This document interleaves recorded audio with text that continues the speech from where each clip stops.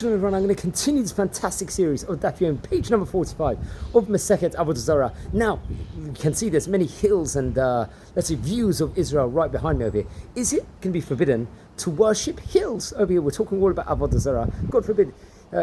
We see back in the States, it's like an encyclopedia where we see about all different transgressions someone can do within regards to realms of idolatries. So what about hills in today's page? And it's actually discussed in today's page. So the Mishnah teaches that hills that are worshipped do not become forbidden to Jews, although what is on those hills may become forbidden if there's something specifically on there. Now, the passage that is a source for this prohibition actually is featured very much in Sefer Devarim, in chapter number 7, verse number 25, where the Torah forbids the gold and silver that are on them, but the ground itself cannot become forbidden. So we're coming into these partial territories also, so we have to point out. One exception mentioned by the Mishnah is the Asherah tree over here, which although it's, let's just say, it's part and parcel of the land itself, nevertheless it has been fashioned in a sense by human activity since it was planted over here. So that has to be pointed out. The idea that a natural formation, like let's say a hill or a valley, might be worshipped as a god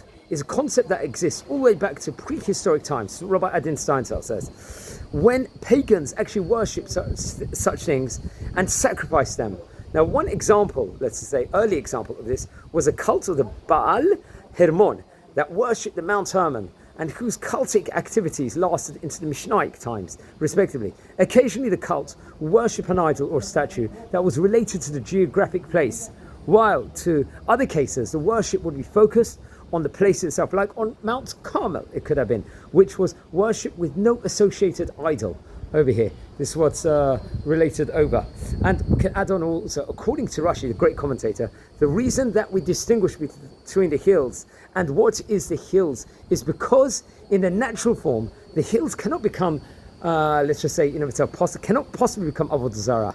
What is on them, however, becomes forbidden because, let's say, of the aforementioned passage in Sefer Devarim, in the parasha, pagans who worship the hills, however, will still be punished because of their intention to perform Avodah Zara, idol worship. Now, the great commentator Rabbeinu Tam offers an alternative approach, arguing that the hills will be considered Avodah Zara, which is why those people worshipping them will be punished for doing so.